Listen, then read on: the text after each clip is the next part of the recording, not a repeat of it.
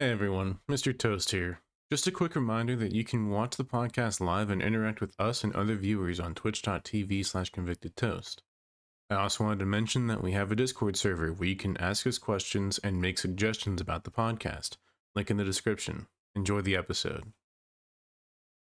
Hey everybody, welcome back to the Mixed Media Podcast. I am Mr. Rager, joined as always by Mr. Toast. This is going to be our second to last episode for the year. We'll have to discuss later how we're going to record the last episode. Yep. I will be out of state, but our last episode is going to be highlights of the year. This episode, as you've kind of gathered from the title, is the 12 Days of Christmas specials. So what was supposed to be our favorite Christmas specials, we kind of realized that neither one of us had 6 favorite Christmas specials, so we had to look around a little bit. But we came up with 12 Christmas specials that we're going to talk about with you guys. These are just normal TV shows that we went in and watched the Christmas episode. And it should be known that none of the discussions today will really have any kind of spoilers because we picked them from shows that you really don't need to watch every episode in order Yeah. to understand They're the plot. mostly sitcoms, so they don't really have that kind of continuity. I mean, there is like some here and there, but none of it's going to be like, oh, this is a huge spoiler. Like, it's going to be more of a nod to a previous episode. Yeah, exactly. So I say we just jump right into it. And the first 2 specials that we watched were both from the same show. These are 2 of my picks.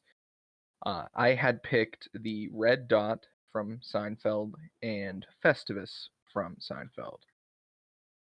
So how do we want to do this?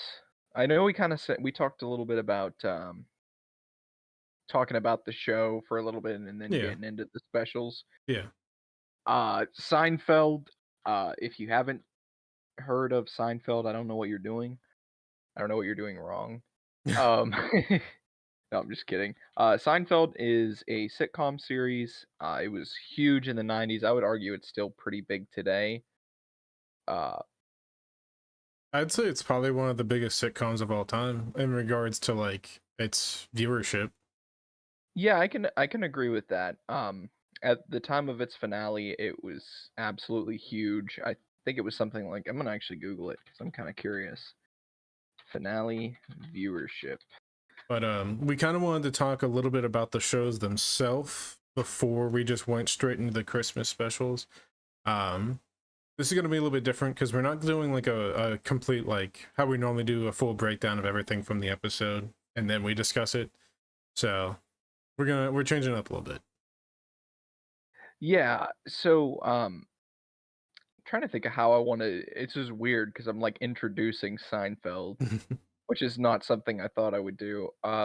Jerry Seinfeld is a comedian. He lives in New York. He plays a fictionalized version of himself in the show. Um, he other characters. You got his best friend George Costanza, Cosmo Kramer, who lives across the hall, and Elaine, Jerry's ex girlfriend. They all kind of hang out together. And every episode, I'm going to quote the show here. It's about nothing. So you can quite literally jump in at any episode and be just totally fine. There's really no continuity in the show at all. Like shit that goes down in one episode could just be completely gone the next episode. Yeah. What's interesting is that the one time that you got me to watch it besides for the Christmas special was we watched 2 episodes and both of them just so happened to be about George getting somebody fired. Yeah. Yeah, that's true. And then we watched the Red Dot, which I guess we could start with the Red Dot. Yeah. The Red Dot is one of my favorite episodes of the series. I think what would be fun too is while we're going through each episode, we could talk about how much it actually relates to Christmas. Yeah. Because we were talking about this earlier, and a lot of the episodes we watch, we were like, man, like 70% of this plot has nothing to do with the holiday season Yeah. at all. It's just It kind of like just a takes normal place plot during line. Christmas. I think this one I would say is like 50% Christmassy. Yeah. I would give it like a 50%, uh, because the whole idea of the gift giving is stemmed from Christmas. I also Googled it. Seinfeld had 76 million viewers watching its finale. That's crazy. Yeah. The only show that ever beat it was the finale of MASH. Really? That's interesting. 80 million. Yeah, 80 million. MASH Okay. was really big for some reason. Oh, Cheers beat it too, apparently. And The Fugitive from 1967 had 78 million. Cool. Sorry, I just kind of got fascinated by that for a second. Um, so in this episode, we start at this Christmas party with Jerry and Elaine, and Jerry sits his drink down, and this Elaine's boyfriend, he picks it up and by mistake, and he's a recovering alcoholic. So Jerry gets it back on the wagon, and there's this great running joke through the episode where they can't decide if it's on the wagon or off the Yeah. wagon in terms of whether somebody's drunk or not. Where are you at on that debate, Keegan? Well, people tend to say I fell off the wagon when they get back into their vice, so I'd lean that way. Okay, I can get behind that. Because Um, I don't know, like every time I've ever heard the term used, it's always been they fell off the wagon and like they started drinking again. So that's true. Yeah, okay. I'll stand with you on that. I'll stand with you on that debate. So that happens, and Elaine gets George a job working for the same publishing company that she's working for is like her Christmas gift. So Jerry's like, you got to get her something. You got to get her a thank you gift. And George, being based off of Larry David, the creator of the show, they're both very cheap individuals. And George is in this store, and there is a beautiful cashmere sweater. The only problem is there's a red dot. Where is it, like, I think it's like in relation to the shirt? it's like on the bottom right, like towards the front. Yeah, and it's just like a little red dot, and it's like insanely marked down. It was like Yeah, what, originally like 570, and he got it for $100 or something like that. yeah, And so he's like, "Cool, she won't notice." And of course, later on in the episode, Kramer points it out, the red dot, yep, and she's pissed about it, and she starts to speculate the truth that George uh, knew about it and got it because he was cheap. So we get George and his new job. I'm trying to remember, was there another plot line to this one, or was it mainly just centered around George it's and the sweater? still it revolves a little bit around uh they're like you purposely put that drink there, and Jerry's like, no, I didn't. That's it. Yeah, Yeah, so like it cuts. So for those of you who have never seen Seinfeld, it kind of cuts in and out of the actual story and Jerry Seinfeld doing stand up. So at one point, this is one of the I told Keegan this while we were watching this because I it's crazy. There's one of the only times that the main story of the show connects with the stand up and anything other than his jokes when the guy that drank Jerry's drink by mistake is in the audience and he starts heckling Jerry and like yelling at him and you're like, "Oh my god." And I remember the first time I watched this episode I was freaking out because his intro and his comedy segments were always like completely separate from the rest of the show. yeah. It's he would like reference stuff that's happening in the story, but nothing would ever um interrupt it, interrupt the comedy. Yeah. Um so George being George is at work and there is this cleaning woman and her and George, he has like a bottle, what is it, Hennigan's? Yeah, yeah. He's got a bottle of Hennigan's at his desk and they both get drunk and they have sex in the office. So, so she's like freaking out the next time we see her because she's like, "Oh, George," she loves George, and George like, "Oh, it's a one-time thing." And he's like, "I gotta give her a gift," and Elaine doesn't want the sweater anymore, so he gives it to her, and she's looking at it, she's like, she tells this story. It is so ridiculous about like this guy traveling to her country when she was a kid, and she like ran up to him. He's like, "What is that beautiful shirt you're wearing?" And she's like, "He called it cashmere." It is, oh, it's so fucking funny. And she's looking at it, she's like, "It's so beautiful. What's this red dot?" And he's like, "Damn it." So The episode concludes where George is back there. His office or his boss called him to his office, and he's like, "It's come to my attention that you've engaged in sexual intercourse with the cleaning woman on the desk in your office." And George's like, is that wrong? Like, is that frowned upon here? Because where I come from, we were doing that all the time." And he gets fired, and the drunk guy, he comes back in just completely wasted, and he's looking around, he's pissed, he's back on the wagon, and George, like, puts his hand out, he's hiding under the desk with Elaine and Jerry, and he's holding the sweater, and he grabs he's like, "Is that cashmere?" And you hear George, like, quietly from under the table, "Of course it's cashmere." He's like, "Oh, what's with this red dot?" That's what my favorite part about most Seinfeld episodes is that the beginning and the middle, like, always both the A and B story always tie in some way into Yeah. the end. Like, you have the A story, which is George with the sweater, and then you have the B story with the guy that Jerry left his drink next to, completely wasted, back on the wagon, and then at the end, they both connect with the sweater. I love that. So our next episode that we covered, also from Seinfeld, was Festivus. Keegan, would you like to talk a little bit about Festivus? Okay. So I can remember, how does the episode start? That's what I'm trying to remember. They're in the diner, right? Yeah, Uh, and George gets like a letter from his dad. Christmas Yeah, card. yeah, Yep. Christmas card, and he's basically talking about Festivus.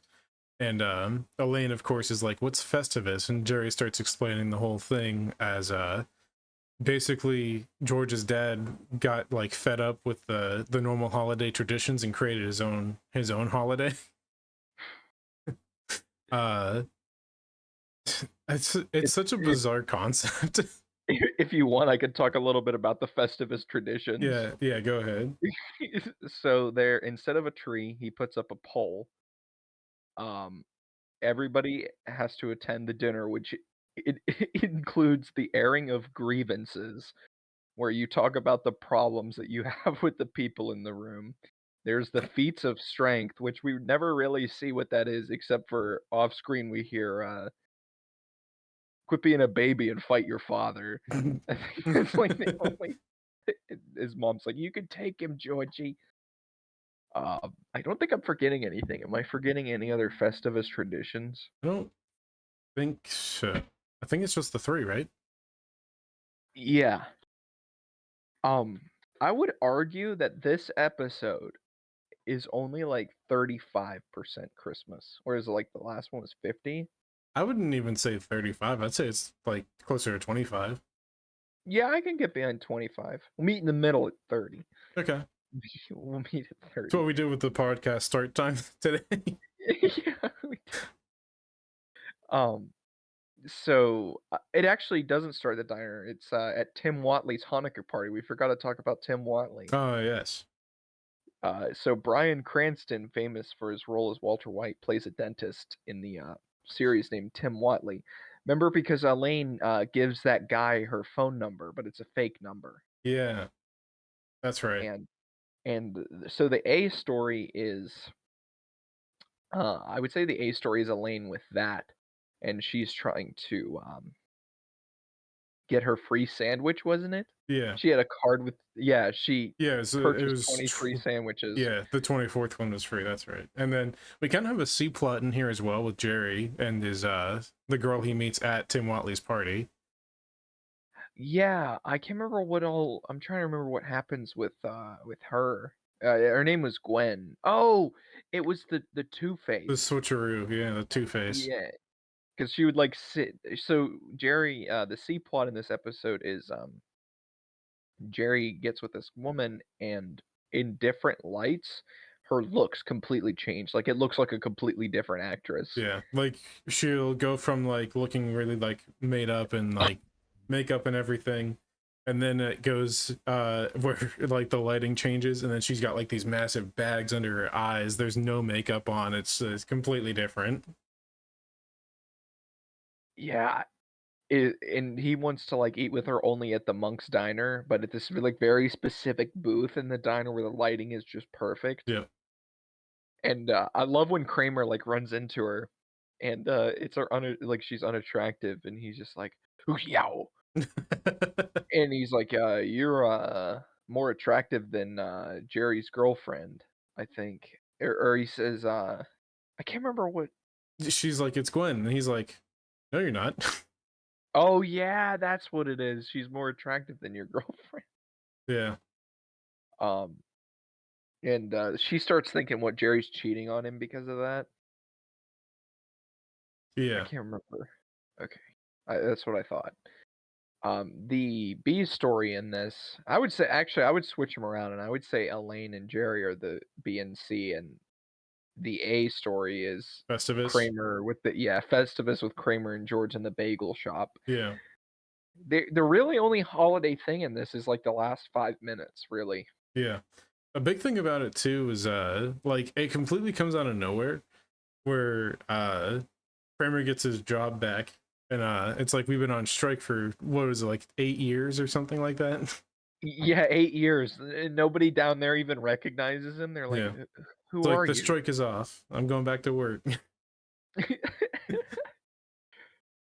Yeah, it's oh my god. The A plot is so good, and, George ends up writing what a fake thing for a chair or he, gets a gift at Tim Watley's party that says, like, a charitable donation has been made in his name, so he gets the idea to do it in his office, and he has everybody, like, fill it out, and his boss is like, "Oh, cool, I got, like, $20,000, we need to donate," or something ridiculous like that. He's like, "Donate it to the Human Fund." Which was when he named the fake charity, and he was like, "Oh my god, this is really bad." He's like, "I either have to, like, become a philanthropist or, like, tell the truth." And I can't remember how does he pitch the Festivus to get him out of it? I don't remember. I I think I know he's like, explain yourself" or whatever. Oh, that's what it was. He said that, he gave out the fake cards because he didn't wanna be persecuted for his beliefs, Oh, because he that's right. celebrates Festivus instead, and he's like, "Alright, prove that it's real." Yeah. That's what it is. Um, so the, B plot with Elaine, she's trying to get her fake number back, or she's trying to get the card with her fake number back, and she goes to what, like a bookie?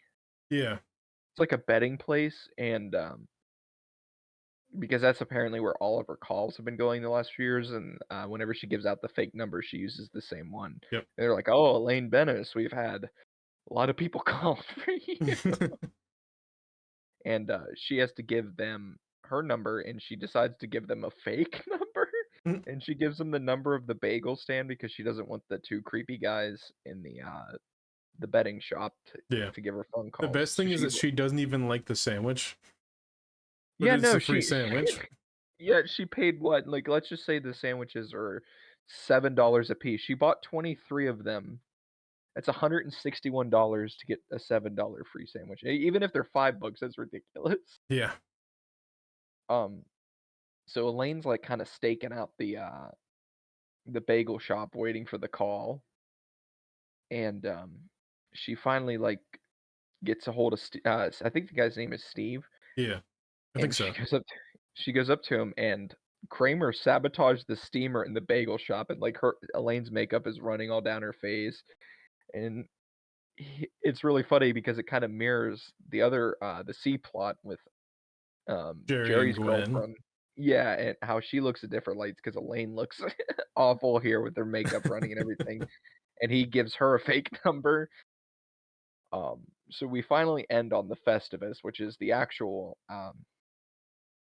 Christmassy part of this, Yeah.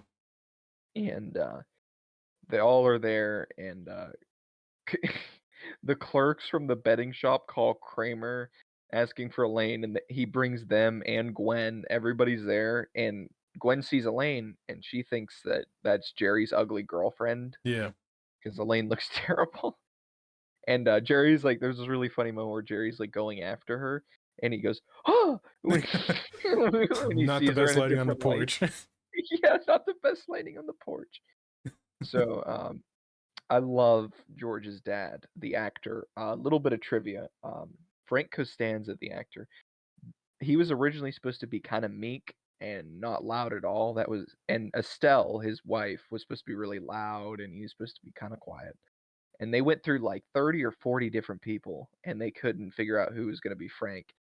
And he came in. I'm trying to remember his name. I'm gonna have to Google it real quick, because that's gonna. Oh, Jerry Stiller, Ben Stiller's dad, and he went in and he did the read, and he was just screaming and yelling, and Larry David was just like laughing his ass off. He like threw it back at Estelle's face, and they kind of went at each other.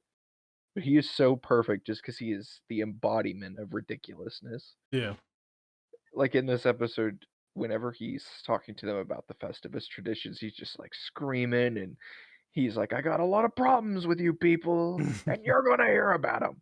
And he starts with George's boss, and he's just completely shitting on him. He's like, my son tells me your company sucks. And he's like in the middle of this rant, and he goes, I lost my train of thought. Then he just sits down. He just sits down. And we get this great moment when they go to move on to the third Festivus tradition of the show of strength. The feats of strength. The feats of strength. Yeah. And then it's who's gonna fight me? And then it's George is sitting there trying to like he's not gonna fight him. And then his boss just goes, how about George? I love it. How about George? He's like drinking fucking whiskey out of a flask. Oh my god. And then the last thing we hear is them getting into it, and he's like, quit being a baby and fight your father. And his mom's like, you can take him, Georgie. I think like the stinger at the end, isn't Kramer fired? He gets like his chewing gum stuck in the bagel dough or something. I think so. I think that's what it was. Yeah. So I have a surprise for you. Okay. I did some pre-work for the podcast, and I didn't tell you about it ahead of time. Okay. So I'm gonna. It's gonna make me do more editing. No. What is this? It's a good thing. What is this? I made a custom tier list for the Christmas episode. Oh shit. Yeah. So I don't know how you want to do it. It's up to you. We could do them in terms of quality, or we can do them in terms of how closely they relate to Christmas, and I can adjust this for percentages. It's up to you if you want to do it on what's the better episode or that. Let's go off of better episode. Better episode. All right, so we could do the first two. Where are we putting the red dot? I'll put that in A tier for now. Yeah, we could move it. I'd say A tier. For Festivus, that one's tough. Yeah, because if we're going off the quality episode, it's really good. But if we're going off of like the how Christmassy it is, it's like D tier. Well, we are going quality. Yeah. I'm gonna say S just for that last 5 minutes. Okay. That last 5 minutes is gold. I love that episode. I love it. Quit being a baby and fight your father. Is this like shared so the the audience can see it? Okay, for audio listeners, we have Festivus right now in S tier, and the red dot in A tier. So I guess we are on to the SpongeBob Christmas special, which is your pick if you want to start talking about that. Okay. So SpongeBob Christmas special, we both actually, when we got into it, we're like, this is better than I remember. It's very strange. Yeah, I completely agree. Yeah, because like I remember it being good, but I did not remember it being that good. It was actually pretty phenomenal, really. But anyway, so the episode starts out with SpongeBob going into Sandy's tree dome as she's lighting the tree for Christmas, and he's like, that's a fire. Bursts in, and then she's like, it's not a fire, it's just Christmas. And she tells him like the whole history and everything. And SpongeBob starts trying to spread joy to everybody in Bikini Bottom, get them all to send their list to Santa and everything. Which, in this moment, we were both kind of like, Squidward's always been kind of a dick throughout, like, SpongeBob. In this episode, he's like a huge dick. Yeah, we were talking about that. I was like, I've seen all these memes. It's like I relate to Squidward now so much as, like as an adult, and Yeah, like I agree with that for most episodes. But this one, he was a prick. right. Like he was a prick the whole time. Like SpongeBob's just trying to like get everybody in the Christmas spirit and everything, and then he's just like, I don't believe in Santa Claus. The uh the only thing I can guilt them on for doing is they cut down they cut down his tree and stole it. yeah. Yeah. One of the But things it's I do love though is when the SpongeBob's getting everybody to write their Christmas lists, and Patrick's like, can I have another piece of paper? And then you see him with the pencil in between his legs, and he's going like this to try and write the fucking letter. uh it's a great moment. And then we get the thing at the very end where it's like, would you ask for Patrick? And he's like, another piece of paper. Some great jokes in this one. Yeah, it's that early season SpongeBob, man, right before Steven Hillenburg left. Yeah. Then we get the musical number for the episode, and when we watched it, Mike literally sang every single lyric. He's like, I haven't seen this in like 13 years. How do I remember this? Yeah, I the last time I saw it, I was probably like 14, which would have been 8 years ago.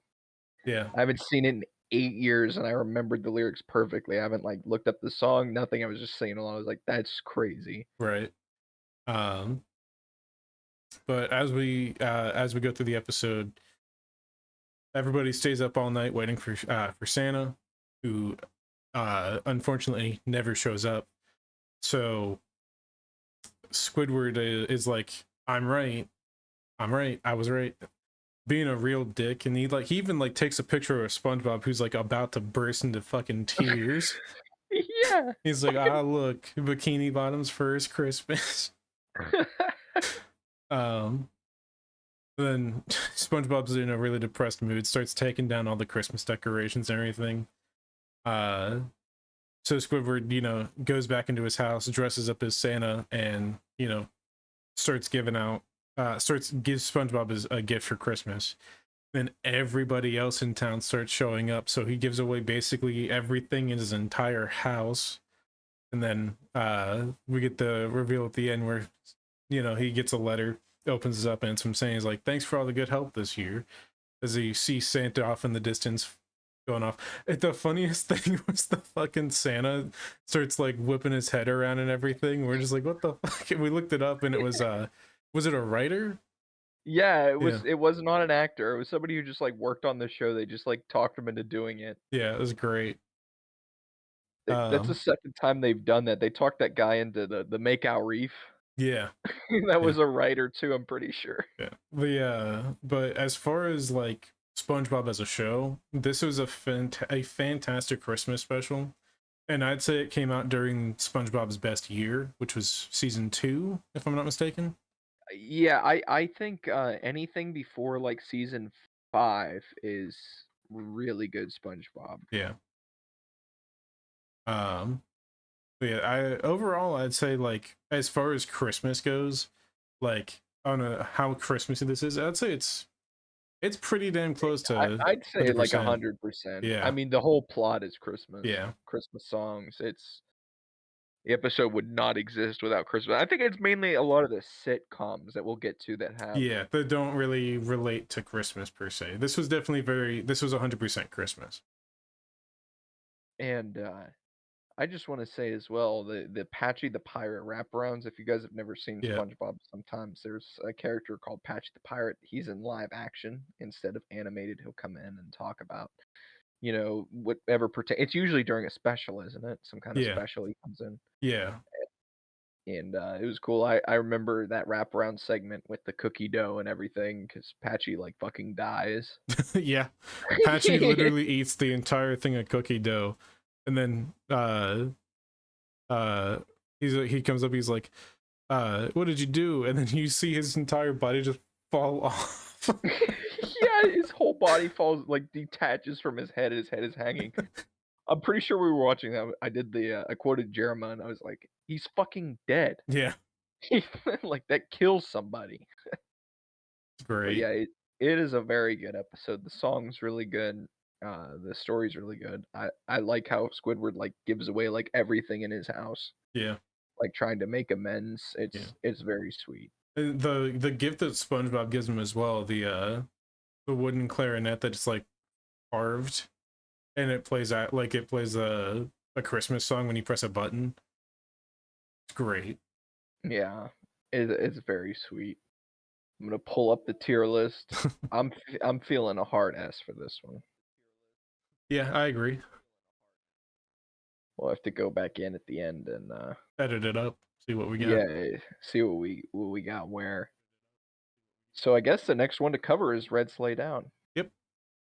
Um, Let me think how I want to start this. We kind of leaned Where into uh animation for a few of these.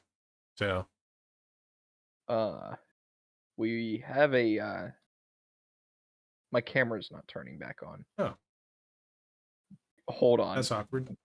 That is awkward. Give me like 2 seconds. Okay. I'll distract them. So anyway, the podcast, Christmas, eggnog. Everybody pretends to like the fruitcake. That's rule number one. If you actually like fruitcake, you're wrong. I don't know what else to tell you. I'm sorry. Sorry for your taste buds. What are you discussing? I was telling them that if they like the fruitcake, they're lying. It is a lie. Fruitcake is disgusting. My camera is loading. It's loading. It's like I got a little loading icon in the middle of Dick Interesting. Cheney's face. Speaking of Dick Cheney, I'm just gonna get right into this, Whoa. and hopefully that loads in. Well, Quite the I mean, transition, I guess. well, he had a big influence on this episode if you think about it. That's yeah, that's fair. He was the reason we were in Iraq and Afghanistan partially. Um, so this episode of South Park that we're covering, for those of you who don't know, South Park is a satire animated adult television show created by Trey Parker and Matt Stone, two of my favorite human beings to ever walk the earth. They literally dressed up as women and went to the Oscars. They are amazing. They pretended that they weren't dressed up as women. Yeah, anytime anybody at the Oscars would mention it to him, they were like, "It's such a lovely evening, such a great night tonight." Like they would just completely defuse anything that they were saying, Yep. and so it centers around these four boys: Kyle, Kenny, Eric, and Stan Cartman. Not Eric. Sorry, I don't know why even. But basically, they are the only ones that kind of see the world for the way it is, and like all of the adults are just stupid, and only the kids like really see what's going on and like the deep root of problems. It's really good. The show is very mature. I will say it is even compared to like I would even say compared to things like Family Guy, it's Oh, it's definitely like the most mature out of like all of the like adult animation. yeah, it's very mature, and it also I would say gets the it also gets the most political. I'm back. Hey, there you go. There we go. I don't know what happened. It couldn't find my webcam for some reason. Um, so anyway, uh, this episode was released barely a year after 9/11.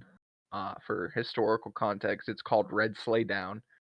Um, a parody name off of the movie that had come out in 2002 called Black Hawk Down, which is about a Black Hawk helicopter that went down in Afghanistan. In the special, Cartman is with his accountant, who is Kyle's nephew, Kyle, or Kyle's cousin, Kyle, and he's like going through the list and like deducting all the times he was naughty and nice. And he was like, Erica, you owe Santa like 50 presents. Like you're in It the was like hole. it was like 2000 something, wasn't it? Oh, was it that high? I didn't Yeah. even think it was that high. It might have been. Or Or no, no, no. That maybe was it how many was times he was yeah, naughty. that's right. Yeah, it was It like was 2348 and like to like 3 times 3. being nice. Yeah. Yeah. He's like, so Santa's not giving you shit this year, and Cartman's like, well, I gotta find a way, and he like gets his Christmas sweater, and he's like got the spirit, and Mr. Hanky the Christmas Pooh shows up, and I gotta have to explain this. I don't know how to explain this. There's a turd that's Sentient. This is gonna be a fucking YouTube short. There's a term that's sentient that is related to Christmas in some he was a Christmas, like, mascot created by the show. He's Mr. Hanky the Christmas Pooh. Anyway, he shows up to South Park because, of course, it's Christmas, and, he's like, "Oh, hey, boys," and Eric gets the idea. He's like, what if we delivered presents to the kids in Afghanistan?" And he's like, "Oh, that's a great idea. Let's go to the North Pole and talk to Santa about it."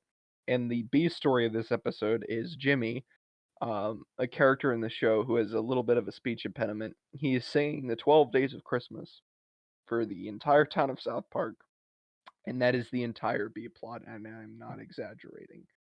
Every time it cuts back to the B plot, he's just like another day or two into the song. Yeah, like it starts out and then it comes back and it's like it's like in a partridge in a pear tree on the third day. Like half the townspeople are asleep. Yeah. So they make it to Santa's Fortress of Solitude, modeled after Superman's home base. Like, Santa, let's go to Iraq. Um, Man, this episode is probably gonna get demonetized if it goes on YouTube. No, So, we're 40 minutes in. They're not going to say anything. okay, we're past the threshold. So Santa is like, "Oh, that's a great idea. Let's go to Afghanistan." And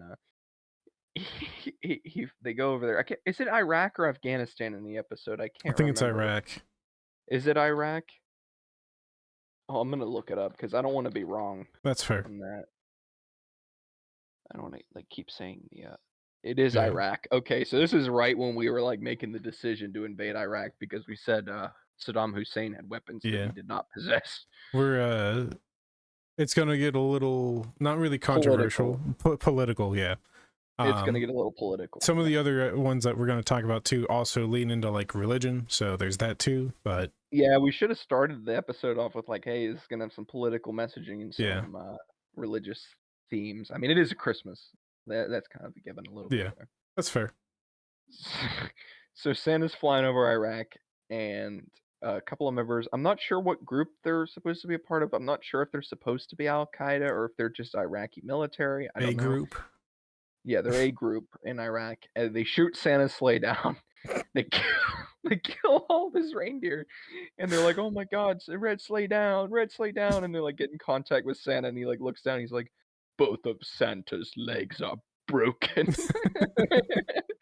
He like refers to himself in third person, and they kidnap him, and they take him away, and they're like, "Shit, what do? We need to get Santa out of there." And one of the boys is like, "Jesus!"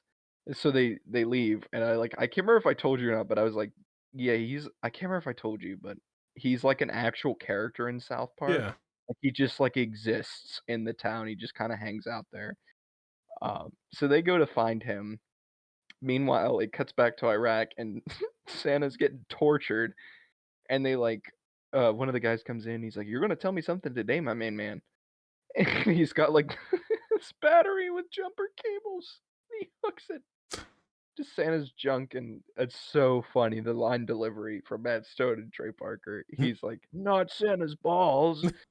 And he starts fucking electrocuting him, trying to get him to give information on the US government, and Santa's like, "I don't know shit, so you're in for a long fucking night." And then we cut back, and they go in, and they're like, "Jesus," he's like, "Yes, my children." And what he's like, "What are you doing here?" And they're like, "Jesus, Santa's been taken." And this is one of the episodes that there's some callback. Um, there was when South Park got picked up, it was because Trey and Matt recorded a Christmas card, and it was called Jesus versus Santa Claus, and it was just the two of them fighting with the four boys standing there watching. It's like 6 minutes long, and it got like spread around. Like NBC executives had the tape, and Comedy Central execs had the tape, and that's how they got picked up by Comedy Central, is that tape that they made that on. So there's like in the show there's lore between the two of them. Uh, so Jesus is like, we got to get him back, and he like opens this. What do they call it? The pupils or the I can't remember what they're called. I can't remember. The confessional booths. Oh yeah. That'd be. And there's just like rifles and pistols, and he's like lock and load. At this And point, we're probably at about the 5th day of Christmas. So they Keegan's keeping us up to date on the bees story. So Jesus Christ goes with the boys to Santa's Fortress of Solitude. And they're like, all right, we got these new reindeer, and I hope I could find their names. Hold on, I want to read out the reindeers' names. yeah, because they're like, how It's do we get them to ridiculous. fly? And then they're like, you say their names, and they start saying, like the normal reindeer names that I can't remember right now because I'm forgetful. Yeah, like Comet and Cupid, Donner and Yeah. Vixen, like the original. Yeah, and they're like, ones. no, they're all dead. The new reindeer names are Steven and Fluffy and Horace and Chantel, Skippy and Rainbow and Patches and Montel. And they go into Iraq, and Jesus immediately like encounters this guy on the roof, and he's like, "Come to me, my child, and know me." And the guy like walks up to him, he's like really confused, and Jesus goes, "There's something you should know about me, my son. I'm packing." And he like stabs him in the throat with a knife. And they battle down to Santa, and Santa kills the guy that like was torturing him. And there's this great joke where they make you think that he didn't do it because he like fired. He's like, I just couldn't do it. And it pans him down. He's got like 4 bullets in his head, and Santa goes, I just couldn't do it. He tortured Santa's balls. So they're going to leave, and then Jesus gets shot in the stomach and killed. He drops to the ground, and Santa's like holding him. He's like, "How bad is it?" Santa's like, "It's not that bad." And Jesus is like, "Oh, you're a bad liar." And the boys are just standing there, and Kyle goes, "Dude, this is pretty fucked up." And they leave. They get in Santa's sleigh, and they're like, Cartman's like, "Oh, it just sucks that we didn't get to bring Christmas to them." And he's like, "You're right." And he turns around, and these two like missile launchers come out. And I remember Keegan going, "Uh," and they start bombing Iraq, but they're not actually bombing it. When the missiles hit the ground, it's like Christmas trees and like presents and shit. And they like fire a laser at this guy's rifle. It turns into a candy cane. And they go back, and Santa's grateful and whatever. And Jimmy finally finishes the 12 days of Christmas, and they're looking under the tree for their presents. And, and Cartman's like, he gets one from Santa, and it's the same present that the other boys got, and he's like, "Well, now it's not special. I don't want it." And he like throws it on the ground, like Yeah. throwing a temper tantrum. And then Kenny shows up, which is really funny. And I told Keegan this while we were watching it. At this point in the show's canon, Kenny was like gone for a complete like season and a half almost. Like he was written off the show like midway through season 5, and then he just like appeared at the end of season 6. I was like, yeah, that was just bizarre. They just like threw him in, and then he was a mainstay from then on. So we can now let me pull up the tier list. Why can't I pull up the tier list? There we go. All right, so we are on Red Sleigh Down. What are you thinking for this one? I go A tier. A tier, Yeah. high A tier, because I was thinking S. Yeah, high A tier's fine. High A tier. Okay. Yeah. Let's do Abed's first. Okay. So you could talk about it a little bit. Okay. I'll let you go. Oh, let me go back.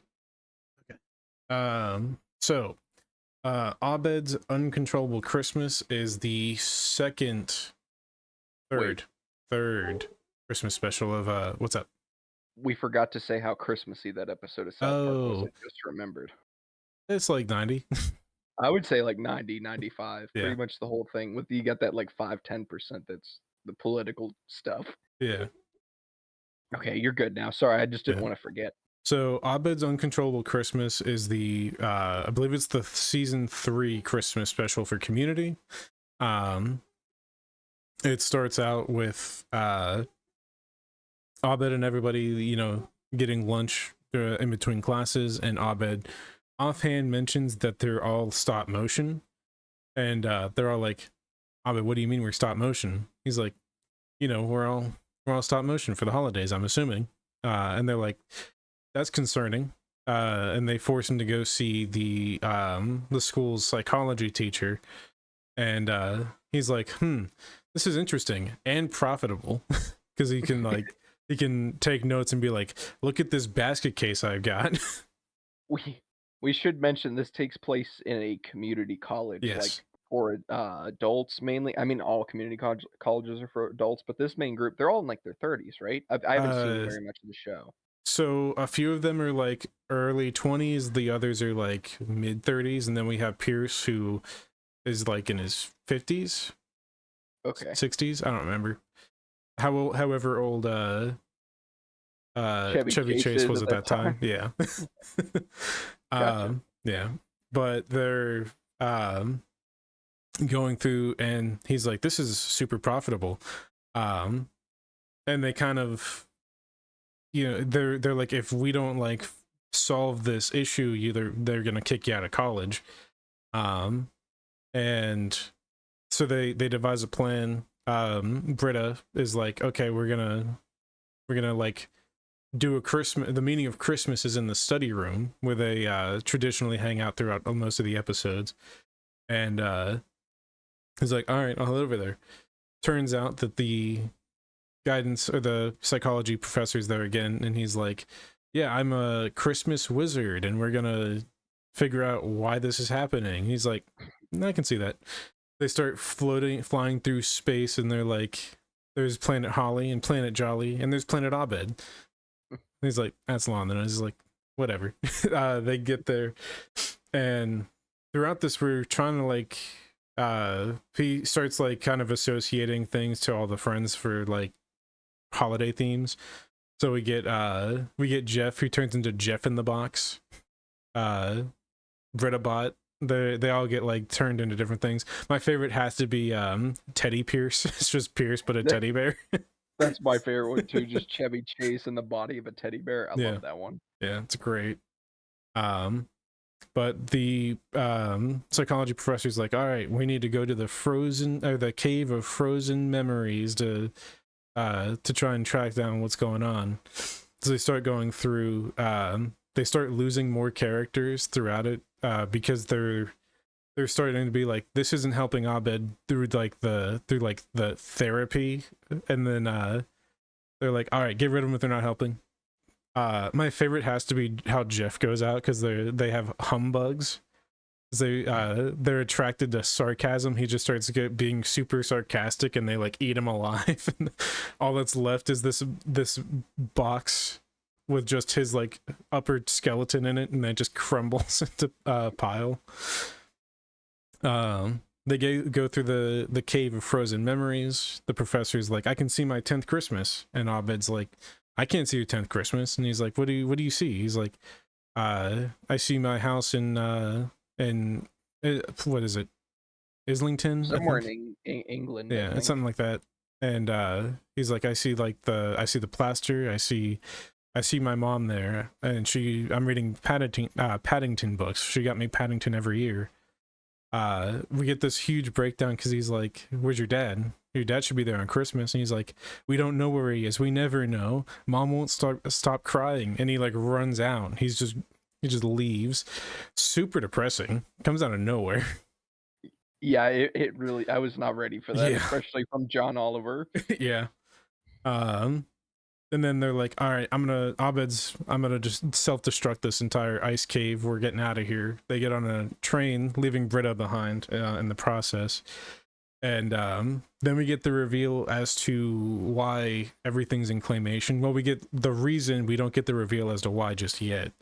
But Abed mentions that every December 9th, his mom would visit and watch Rudolph the Red-Nosed Reindeer with him. And then Troy says, but Abed, today's December 9th. And he's like, no, it must be December 8th. She always comes. We get this very cinematic scene I don't know. So two of the shows that we watched for this regular show and this both had very like cinematic scenes for no reason at all. Yeah, yeah, they both did. Yeah, but it's Abed getting up on the train. He's jumping to the front of the train car, and he like separates the train cars. He's like, we're separating the cars. You can go do your thing. They're like, there's Santa's workshop. Pick it open, and it's like, where's the meaning of Christmas? And then Priest is like, it might be that. And there's a gift sitting there with a tag that says the meaning of Christmas. He starts opening it, and there's different layers to it, and he finally opens it, and it says, it's season 1 of Lost on DVD, which is a metaphor for disappointment, basically. We get this great scene where the professor shows back up, and he's basically like, I know the reason behind like what's causing all of this. And he has the Christmas card that Abed left on his dorm room floor that morning, which is a Christmas card from his mom telling him that basically she's moved on, has a new family, that he's a man now, and he, in that moment, he becomes catatonic, but we see him basically be frozen over. Everybody shows back up, and they basically all sing a song while shooting him with their Christmas weapons, which Mike made a joke that it'd be funnier if they had just actual weapons. Like in real life, it like cut back to them Yeah. like pointing shit at him. Because the whole episode is basically psychosis, like dreamscape, pretty much. But Mike wants an episode or a version of the episode where it's all like them just in the study room, just like acting out this stuff. I think that'd be great. Yeah. So Abed's taken out of his psychosis, and they're basically just like, we can do this for, it doesn't have to change. We can do this for Christmas. And the episode ends on this amazing shot. We actually watched it 2 times, where it shows them all sitting down on the couch watching the end of Rudolph the Red-Nosed Reindeer. The TV goes to black, and you see all of the actual cast in live action in the TV. Yeah, that was my favorite shot. I even mentioned that to Keegan here when we finished. I was like, I went back and I replayed it. I was like, oh, that's such a good shot. Yeah. Yeah, it was a pretty good episode. I don't know if I prefer this one or the other Christmas one Right. from Community. Community has 4, and they're all pretty good. So, but here we are for the ranking. Where would you put it? You first. No, you go first. I insist. I don't want it to influence yours. No, go ahead. High B? Okay, that's fair. Is that where would you put it? No, I'd say that too, or like low A, but We'll leave it there for now, but we can readjust as needed. So I'll do Billy and Mandy Save Christmas next. So Billy and Mandy, this is one that I feel like warrants explanation for what this show is. Because I feel like a lot of people now might not have heard of it, or I don't know, it's hard to say. It ran for like 6 or 7 years on Cartoon Network, The Grim Adventures of Billy and Mandy.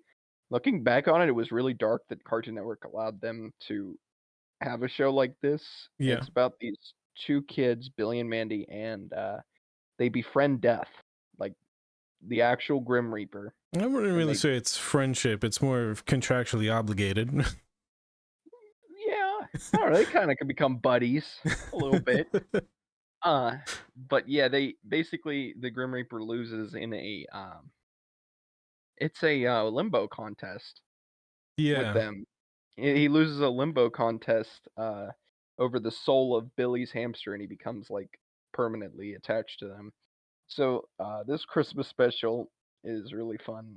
I like it. It opens on a shopping mall, and their neighbor Scar, he's dressed up as Santa Claus, and Scar is like a mix between I don't know, he's a mix between a bunch of like 80s villains kind of. Like he's got the eye thing going on that Doctor No has, and Yeah, I could see hard to some like Cobra Commander in there too. yeah. And he's like, the kids are telling him what he wants for Christmas, and Billy sits on his lap and like pisses himself. And he's like, I can is it Billy or is it a different kid that pisses on him? No, it's Billy because It's he's like, Billy. this line for the bathroom's so long, and they're like, this is actually the line for Santa. Oh yeah, that's right. He pisses on him, and his beard gets ripped off at some point. It's like, oh, it's Scar, and they're like, you mean you're not Santa? And even the adults like were like, what do you mean he's not Santa? And they like completely riot in the mall, and they like Yeah, the they mall knock just over the burns Christmas down. tree and set it on fire. Yeah, and the mall's like burning, and they're walking away. And Grimm's like, how come every time I take you two kids to the mall, it burns to the ground? Uh, so, how do they I'm trying to remember how they end up going to the North Pole. I think it's because Mandy doesn't believe in Grimm's like, "I know him, we went to Yeah, college that's together," or right. something like that. So, he opens up a portal with his scythe, and they go to the North Pole, and Santa's nowhere to be seen. They run into Mrs. Claus, and she's like, "Oh, it's terrible, Santa was bitten by a vampire," and Santa in this, I should mention, is played by the great late Gilbert Gottfried. Perfectly. It's just Gilbert Gottfried doesn't do a different voice. It's just Gilbert Gottfried screaming as Santa Claus. Yep. And they get to see him, and he is indeed infected by a vampire. And they're like, "What do we do?" And they're like, "We need to kill the head vampire." And his name was like von Dusseldorf or something Yeah. like that. And he is played by Malcolm McDowell. So they're going to meet him, and we get introduced to the head vampire. He's like brushing his teeth, and he's singing in the rain.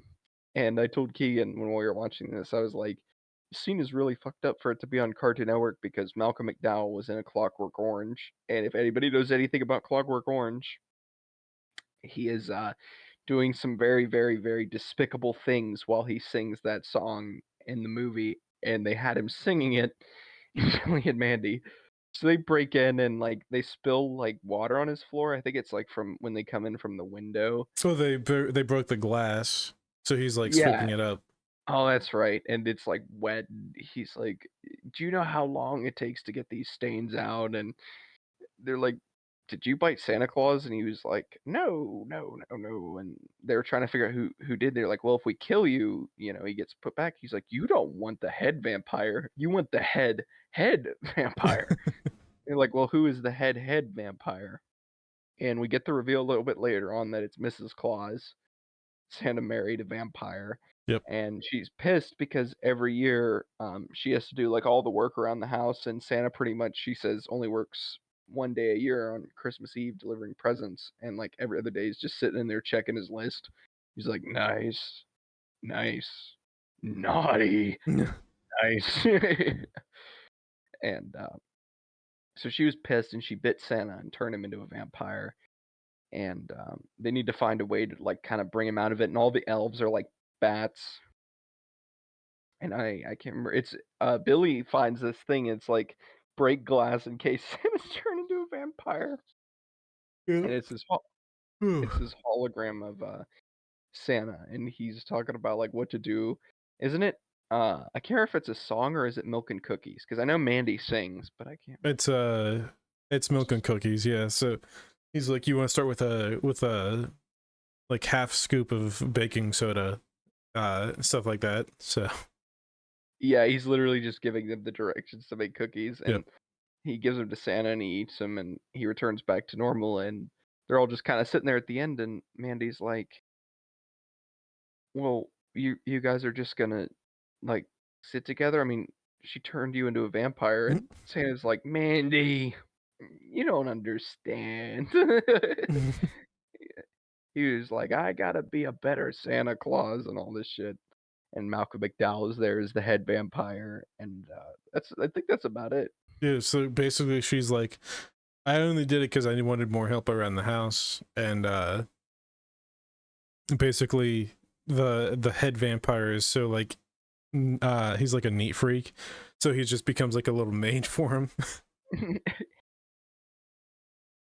So, for this one, let me pull up the Tier list here. The tier list. Where would you put this episode? I'd go low A. See, I was thinking mid A, so that works. All right. Awesome. So we got 5 down, right? Nope, 6. 6 down. So we're halfway done. We got 6 to go. You're an hour in. That'll be about 2. So this one is another episode that deals very heavily on religion. What did you say this episode of Community was called? Isn't it comparative religion? Comparative religion. That's it. All right. So go ahead. You're off to the races. All right. So this one starts out. This is the first season's Christmas special. This one's a little bit different because it kind of, up until this point in the show, we didn't know anybody's religion, and this one starts out by putting everybody's religion on the table. So we get that Annie is Jewish, Jeff is agnostic, Britta is atheist. Basically, everybody is a different religion. Abed's Muslim. But we have Shirley, who is the very pushy Christian type. And they're all like, yeah, we're all different religions. She's like, oh, God is testing me.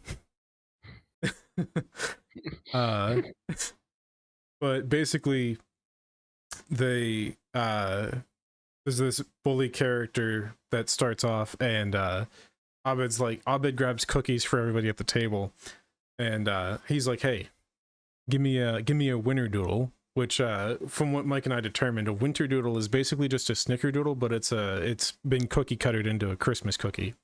Yes, exactly. And basically Jeff steps in. He's like, hey, leave him alone. He's like, give me a winter doodle. And he's like, if you want to sound intimidating, don't call the cookie by its name. But he's like, okay, we're gonna he kind of like brushes it off. He's like, I'm not gonna fight him. I'm over the age of 23. I'm not gonna fight this guy. And Shirley at this point has been like making bracelets for everybody that with like Scrabble letters that it's what would baby Jesus do, but it's like all abbreviated. And or not, is it abbreviated? Is that the right term? I think so. Anyway, we're going through, and she's like, we're gonna have a Christmas party. Everybody's invited to be there. Jeff gets to the point where he's doing a Spanish exam, and the bully from the before comes in, and he's like, he basically critiques his Spanish, throws his thing on the floor, and he's like, all right, that's it. I'm not gonna be the bigger man. We're gonna fight at like this bike rack in like a day or whatever. And they're like, don't tell Shirley about it, because if I end up fighting, Shirley's gonna be super pissed about it. We get this great scene through like the B plot of it, where Shirley is sitting there like getting everything ready for their Christmas party, and we have Annie who comes in, and she has what's it called, the like candle, the menorah. Yeah, she has the menorah, and Shirley's like, this is your Jewish candle holder thing. And then she's like, and then she just puts it in the Christmas tree. just stuffs it in there. But then she accidentally slips up and mentions that Jeff is going to fight that guy, and she's like, that's not going to happen. Jeff is then in in a separate room with Pierce, Troy, and Britta, and they're all like, we're gonna teach you how to fight, because Jeff has never been in a fight before. And Pierce is like, a man getting hit is like a rite of passage. And he's sitting there with the gloves, and he's like throwing punches at it. We get this great scene where Shirley's like, you're not gonna fight, and then Pierce is like, I don't even know what he's talking about. Then he shows his hand, and he has the punching mitt on. He's like, I don't know what that is, as he walks away.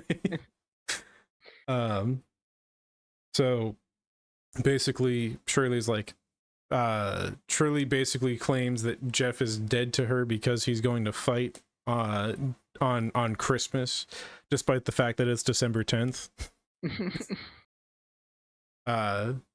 So we get to the scene when they're just before they're about to fight, and Jeff's like, "I'm gonna be a bigger man." And he like he looks at the bracelet and says, "What would Shirley do?" And the guy like starts hitting him with cheap shots. Shirley's standing there and she's like, "Jeff, kick his ass." We get this scene where everybody starts fighting this entire group of bullies together. Pierce punches Jeff straight in the nose. And he's like, "You're welcome." We cut back and they're like post fight during their Christmas party. Jeff has two rolled up pieces of tissue paper in his nose. It's hilarious because he's just like sitting there with his mouth agape, just like and that's pretty much the conclusion. We get like the whole thing behind Community as a show is like it's kind of about finding your second family in a way. So, Yeah. And this being their first introduction to like a Christmas special, it really leans into that. Yeah, I like this episode. I think I liked Abed's a little bit more. Yeah, Um, I think this they're one both just good. they are both good. I just like Abed's a little bit more. This one, like the fighting stuff, just like came across so strange to me Right. that like they were getting bullied on a college campus like that. Yeah. Like when it's most of them are like 30. It Yeah. was just so bizarre to me. And they were doing it like a third grader would. Yeah. I would put this episode like right under Abed's. I agree. I think Abed's is just slightly better. Yeah. Okay. So what have we got left? This one is Ooh, yours. This how one. far will we go on the Christmas chart? We almost forgot. Oh, right. I would say 80%. Yeah, I'd agree. And then Abed's is like 95, 100%. Yeah. Okay, so I've got 3 left, right? Or do you have 3 left? Who picked regular show, me or you? That was a group decision. Okay, we could both talk about The regular council. show. I'll talk about Frasier real quick just because I feel like this one we can get through pretty quickly. Yeah. Frasier is a sitcom like many of the others. It is about this psychiatrist who's like a radio host named Frasier Crane. He hosts this morning show where he kind of talks to people about their problems. In this episode, he meets this Jewish girl at an airport, and or he meets this Jewish girl's mom, and she like kind of sets him up with her daughter, and eventually Frasier like has her come over to his place, and he's got all these Christmas decorations up. She's like, "Oh, my mom's coming up. You have to hide these." Yeah, because she's And like, "You're not Jewish," and he's like, "No."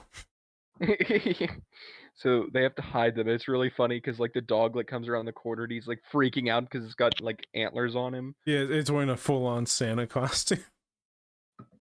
He's So like, he's welcoming her in. And he turns around, sees the dog. He's like, "Get out!" yeah, get out. I love Frasier, by the way. Frasier's so funny. So the mom's like, "Oh, it smells good. What are you making?" And what does he say? Brisket. I think so. He says brisket even though it's a ham because Yeah. if you're Jewish, you don't eat pork.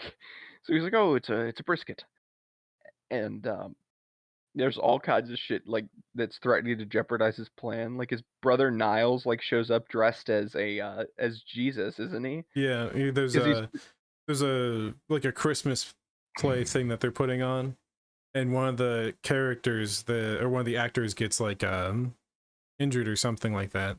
Or is it an allergy? I can't remember. One of the I think two. he got something like that. Yeah. Yeah. But he's like, "Yeah, I know all the words to the thing. I can do that." And he runs back into the house or the apartment dressed in a full Jesus costume, looking for something. I can't remember what it was. He was having the allergy attack. Oh, that's He what needed it his is. allergy medication, Yeah, and yeah. Frasier was like, "Oh my god!" And right before this, they brought in the tree right before this, right? Like the Christmas tree he had Yeah. ordered, Yep. And they put it in and the bathroom.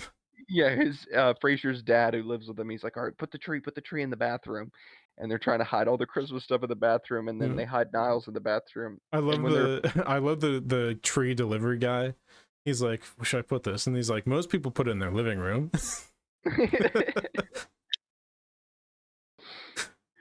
so Niles is in there, and the charade's going great. The mom's getting ready to leave. She's like, "I really need to use the bathroom," and Frasier doesn't know what's in there. He doesn't know that Niles and the tree are both hiding in there. Yeah. So she thinks that Frasier's Jewish. They open the bathroom door, and there is a man dressed as Jesus standing next to a Christmas tree. He's like, I should go. She's like, yeah, I heard this is your busy time of the year.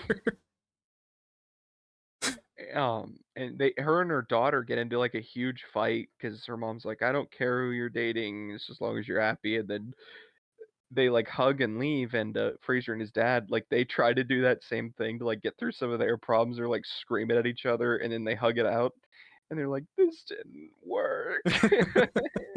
And Fraser's like, "I think it's because we're not Jewish. We can't do it." Uh, yeah, it's a fun little episode. I just kind of threw it in there as something a little bit different. Yeah. I love the part where when they're like doing the whole thing, like shouting at each other and crying, and then they go, they were hugging at this point. Let me share my screen. Yeah. I would say this one is the whole plot revolves around Christmas. Yeah, I think we both did something similar after watching. We watched Frasier, and then we watched a episode of Friends, and we both did something similar. After we finished watching the Friends episode, you said, "I'm gonna watch more of this." And then after you watched the Frasier episode, I was like, "I'm gonna watch more of this." Yeah, I laughed a lot more at the Friends one than I thought I would. All right, It had some pretty so good moments. yeah, it does. I would say for this one, I would say under the red dot, like, or I think the Billy and Mandy one. I would still put it A, but just very low A. It's up to Yeah, you. I would go middle A, like right under Red Dot. Sounds good to me. Above the Billy and Mandy Christmas special. That's I sacrilege. really like this episode. So That's fair. It did get you to want to watch more Frasier. So yeah. I was gonna say something. I forgot what it was. Oh, where would you rank that in terms of how Christmassy the show is, or the episode? that episode pretty much completely revolves around the holiday. Yeah, The holiday is very necessary for that episode to exist. right. Get out! Get out! We are on your pick for I can't remember what the episode's called, but Parks and Rec. Ron and Diane. So this one off the bat, I can already tell you, it's not that Christmassy. It's like maybe 20%. It's pretty low. Yeah. Because the episode, the most Christmassy part of the episode is they have what they call the Jerry dinner, where it's Donna, Andy, Tom, and April all have a thing where every time that Jerry does something like he makes a mistake or an accident or something goofy, they put $1 in a box. You should explain what Parks and Rec is. That's fair. So for anybody that hasn't seen Parks and Rec, it's a show that largely revolves around Leslie Knope, who is a government employee who works in the Parks and Recreation Department. And basically she just wants to, make parks. That's the main draw of it.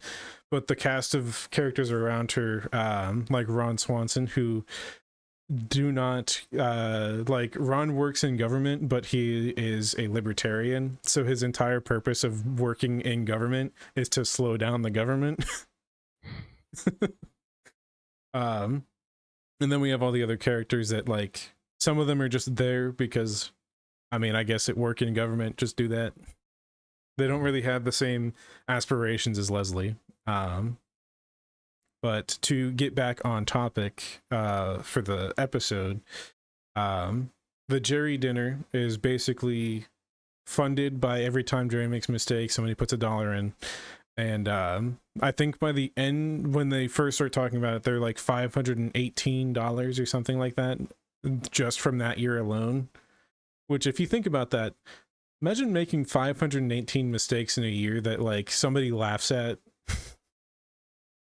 Anyway, Yeah, it's pretty rough. yeah. Um, but the A plot of this episode isn't really revolving around Christmas. Like I already said, the B plot is more revolved around Christmas, kind of more so that it's on the holiday than it is about the holiday. But Ron is basically invited to this woodworking show because he submitted a chair that he created that he thought was serviceable, and they nominated it for an award. So he was he's doing that whole thing. And at this point, Ron is dating a woman named Diane, who is there. I think at this point in the show, their relationship is still relatively new. But Leslie's basically trying to be this emotional guardian for Ron so that he doesn't get hurt, despite the fact that Ron doesn't want her to do that at all. And it kind of revolves around his ex-wife Tammy too, because he married another woman named Tammy. She's basically showing up in the picture. She's shown up in the past before in other episodes, and every time that she usually does, Ron like flies off the handle for about a week. But the main focus for the Christmas part of this is during the B plot. For the Jerry dinner, they're all like, we're going to Jerry dinner. And then Donna is sitting there as she's driving, and she's like, you know what? This is actually really mean. Anne's right. Let's go and pick up Jerry and take him to dinner. And they show up, and Jerry is having a like huge Christmas party. Everybody's showing up. And they're like, what? Jerry didn't invite us. And they're having this whole thing where they're sitting outside looking through the windows and everything at everybody. And they're just like, they knock on the window like, Anne, let us in. She's like, oh, look who decided to show up. Donna's like, hey, I decided to come here. So she's like, all right, you can come in. Everybody else, you're staying outside. Which, in fairness, that's fair. Yeah, that's fair. Yeah, they're kind of a dick to him. Yeah. Especially Chris Pratt. Yeah, the funny thing about Jerry in the show is the way that they depicted him, like having like being like the butt of all the jokes and everything. The showrunners were like, well, we don't want to like, always build into that, so we want to give him like a really nice life outside of work. And they kind of lean into that in this episode. So one of the characters, Ben, he meets Jerry's wife, and he's like, you're Jerry's wife. You're Jerry's beautiful wife. And and he's just in disbelief because she's this like because she's just this really like beautiful woman. And like, so we're still bouncing back and forth between these two, where Tammy is still trying to distract Ron and get his attention, where Leslie's still trying to protect him. Yeah, as I'm thinking about this, there's like almost no Christmas in this at all. Not really. I mean, there's a Christmas party, Yeah, I guess. there's a Christmas party, but going back to Jerry's Christmas party, the others are sitting outside, and they're like, he never invited us. And then they realize that for like several years, for like at least 5 years, they've had what they've called the Jerry filter on. So basically every time that he would send an email, it would just get sent to like a spam folder where they didn't get to see it. And there were like dozens of emails in there, like one's congratulating April and Andy on their wedding. Others are, it's like he's just like telling them how happy he is for him and everything, and they're just like, they go through and they're like, oh, there it is, the Christmas party invitation. The we get towards the end of the party where they're finally like, okay, we missed the thing. Jerry's like, come in, guys. The party's still going on. There's plenty of food and everything. They give him the money from the Jerry dinner, and he's like, I appreciate this. They walk in, and they close the door and leave Jerry locked outside.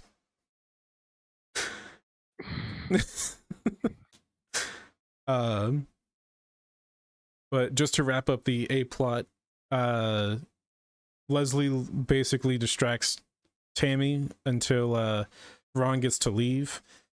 Ron and Diane are like, this is going well. Leslie almost gets murdered. They find her the next morning locked in the trunk of Ron's car with Tammy being arrested. Can I just say I was not ready for there to be blurred nudity in this episode? That's fair. It I happens was like not 4 ready for that. times. Yeah, it does. Like his ex-wife, like, just, oh my god. This episode was really fun, but yeah, I agree with you. There wasn't like a ton that like felt like it had to do with Christmas. Yeah. I'd say if we're going off of the Christmas scale, it's like 10. It's like 10%. Yeah, like 10 to 15%. Yeah. The episode of itself, I don't know. Where would you put this one? I'd probably go either high B or low A.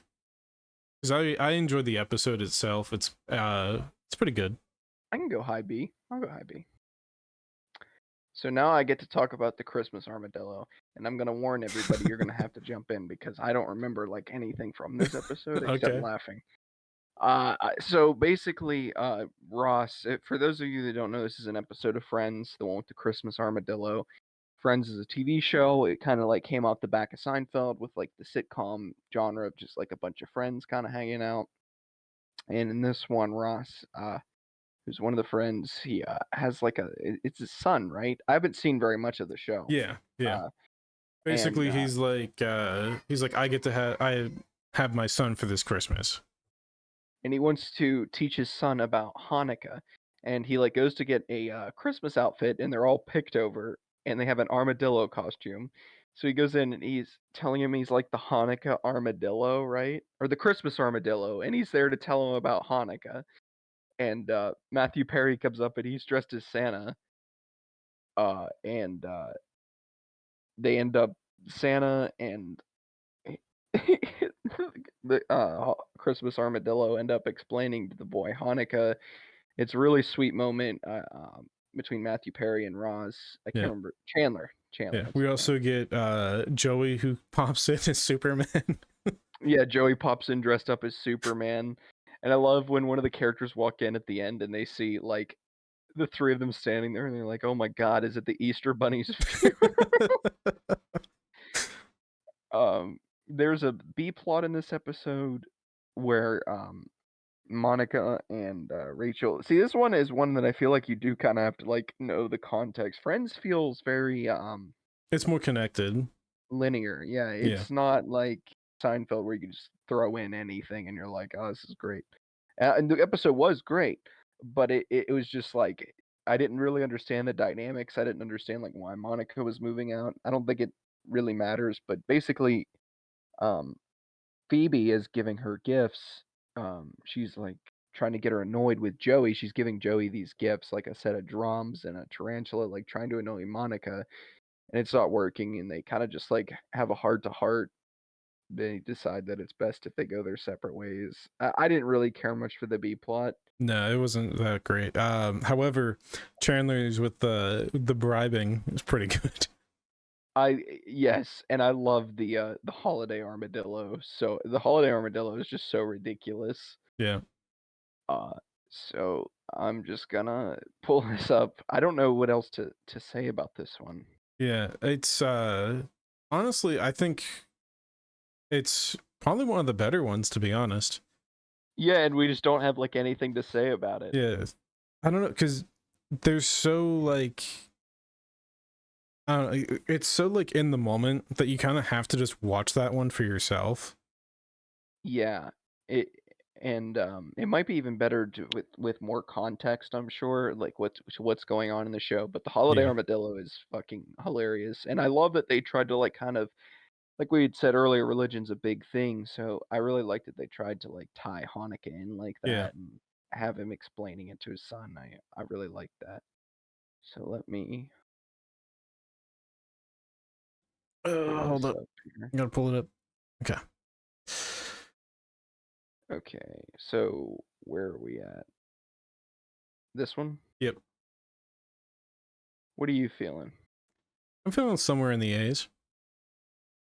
I feel like I don't like it as much as the Red Dot, but I think I liked it a little bit more than the Frasier one. Okay. Put it there. We got so many in A and only 2 in S. Yeah. All right, I guess it's the Futurama, the Robot Santa episode. Yeah. I don't Xmas remember story. Xmas story. That's right. Yeah. Which what season was it? Season 2? I believe so. Yeah. So for anybody that doesn't know what Futurama is, it is a animated show created by Matt Groening after he did The Simpsons. This one involving a character named Fry who gets frozen in the year and on on New Year's Eve of 1999, just before the new millennia starts.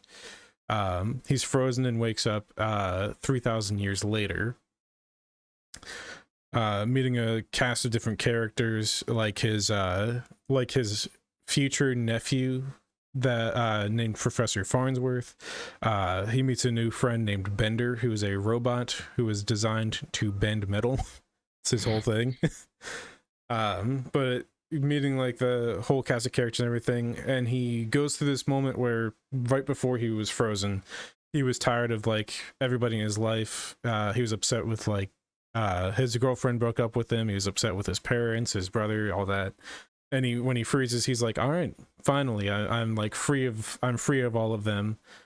And this episode kind of comes around to Fry having his first Christmas without any family around, and how that's affecting him emotionally. I do want to say that the beginning of this episode is some of the funniest stuff I think we watched throughout all of this. Like there's so much random stuff going on that's just like it's just there to make you crack up and laugh. Yeah. Like with Hermes and the bobsledding. Yeah. Oh, and then Professor Farnsworth skiing while he's just dead asleep. But we kind of go into this one with Fry is upset over, spending Christmas without any of his family.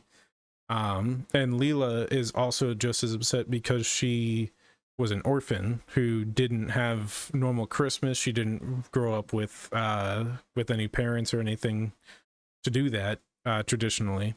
And, Fry kind of upsets her because he's feeling bad for himself, and then he says something out of turn that upsets Leela. He's like, have some sympathy. And then she's like, I literally have been alone my entire life, basically. She goes out on her own, and Fry, to make up for it, is like, I'm gonna go get her a gift.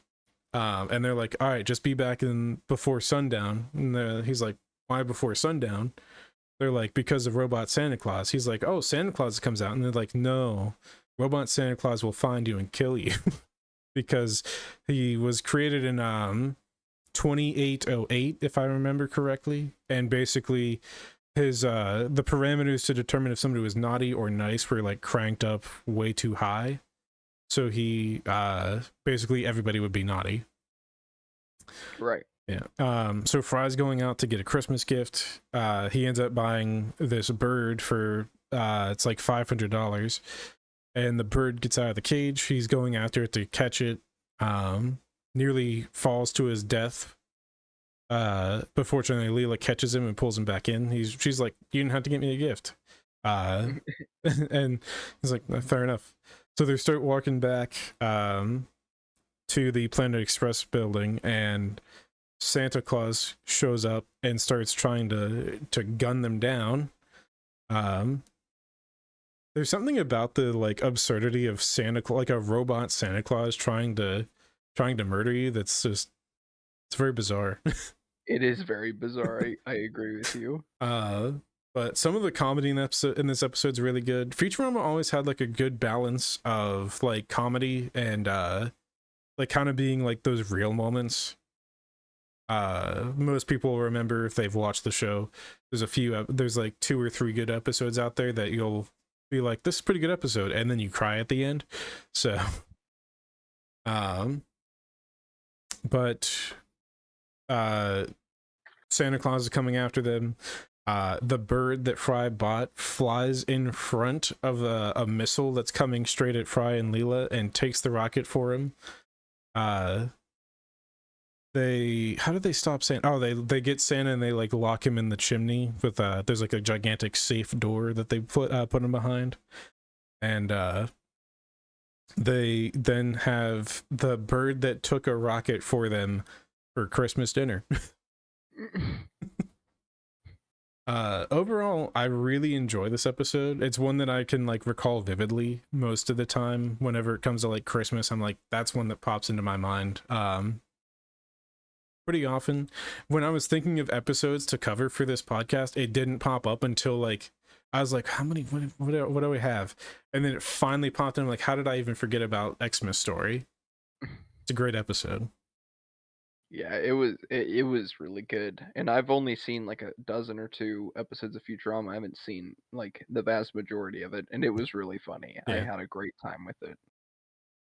Yeah, I love the scene with Professor Farnsworth. He's like things that have gone out of fashion, or no, things that went extinct, like pine trees for Christmas trees, because now they use like palm trees, and also the like conservative side of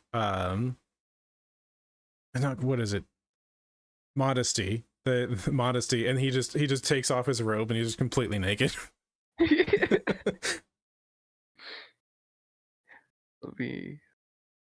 I think honestly, this might be a hot take, but I prefer of Matt Groening's like shows that he's done. I prefer this to like The Simpsons or Disenchanted or Yeah, whatever it's I called. agree. Disenchanted's not bad. I watched the first 2 seasons. I like the first season way more than the second one. I haven't watched any past that. But Futurama, I think I wouldn't say Futurama is timeless. That's where my mind went first. But I think Futurama is very good, I agree with you. especially for adult animation. I'm feeling like either right before or right after the red dot. I can agree with that. As far as above or below, that's a real toss up. I'd say above. Okay. Because I really like both of them. I think that they both have like very very solid stories. Last but not least is the final special that we watched. I think this was the last one, right? I think the last one that we watched was Xmas Story, but this is the one that we like decided to do it like simultaneously because I kind of struggled to find the last one. Yeah, I wish I would have just picked this one, to be completely honest with you. It's such a great episode. It's Regular Show. For those of you who haven't heard of Regular Show, it's a show created by J.G. Quintel. It's basically this raccoon and blue jay. They are park groundskeepers. They get into shit, like crazy stuff happens almost every episode of the show. To start you off, this Christmas special starts out with Santa getting shot in the chest 3 times by an elf. Yeah, it's so crazy because we talked about how Billy and Mandy is like, I don't know how they got this like green light and how they allowed this on Cartoon Network. Regular Show on more than one occasion has like depictions of actual firearms and like actually just shooting somebody with them. Very realistic as well. I think we need to make sure that's like driven home that like these look like actual handguns. Yeah. So Santa's shot and the park's kind of having their like Christmas party, and Muscle Man, we get the reveal in this episode. It's really cool. Muscle Man is Jewish. Yeah. And then Sorenstein. we have Benson going around. He's like, what do you think of the Christmas sweater? They're like, that's terrible. Yeah. He's got this ugly, ugly ass Christmas sweater, and Mordecai and Rigby go to the shed to get more soda, and they find Santa in there, and he's like, he proves to them he's Santa, and he's like, I need you guys to get this box. My elf Quilligan, the one that shot him, he invented it. He's disgruntled. If you look in the box, it gives you whatever you want, but that's like really bad. You know, you can't have everything Yeah. you've always wanted. I'm still convinced that this is an OVA for Attack on Titan. Oh yeah, because when they go to the destroy the box of this thing, there's a lot of visuals that look like they're straight out of Attack on Titan. Plus the way that Quilligan is like drawn. He looks like Aaron in season 4. He does. He really does.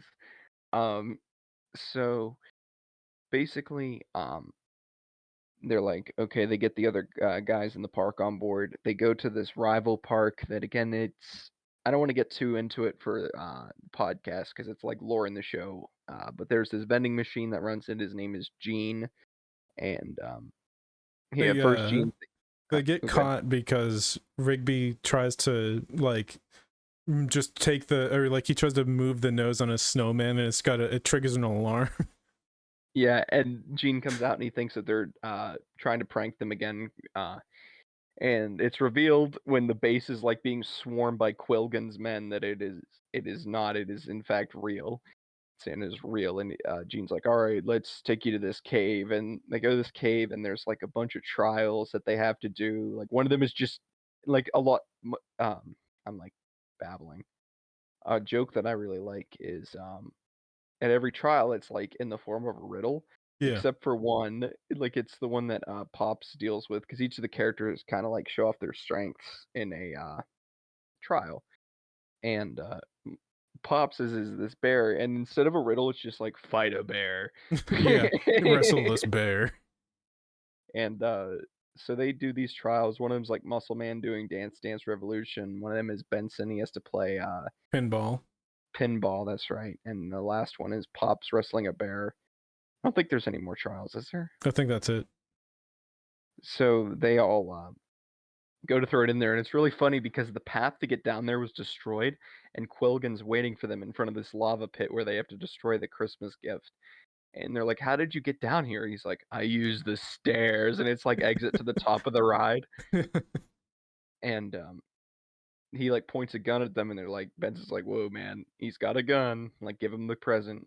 And they end up fighting over it. And as they're falling, "Carol of the Bells" starts playing, and you see like all these images of like Christmas present stuff with like sticks of dynamite on them, like wrapped in bow ties. And they eventually get the box away from Quilgan, and it's destroyed in the fire, and they're able to go back to the party. It's a really fun episode. It's one of my favorite Cartoon Network Christmas specials. It's just regular show is so wild with like people getting shot, and just it's Yeah. wild that show didn't come out on Adult Swim. My favorite thing about my favorite joke from the towards the end there is Santa shows up and Quilgan's like, "I shot you," and he's like, "I was wearing a bulletproof vest," and he takes it off and he's got a 6-pack. Yeah. Yeah, dude, regular show is just so it's awesome. It's one of my favorite Cartoon Network shows. Yeah. So let's pull up the tier list here for our final one. Okay, where do you think we should rank this? I'd go so far as to say S tier. I was just about to say I'd say bottom S. I'm pretty content with this as well. Yeah.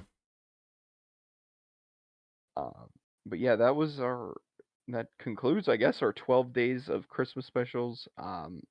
I hope you guys kind of can use this as a gift, not just to like hear about some Christmas specials, but also get interested in maybe some TV shows that you haven't seen before, maybe some of the premises that we talked about, albeit as quickly as we did talk about them. Hopefully, some of them were Yeah. interesting to you.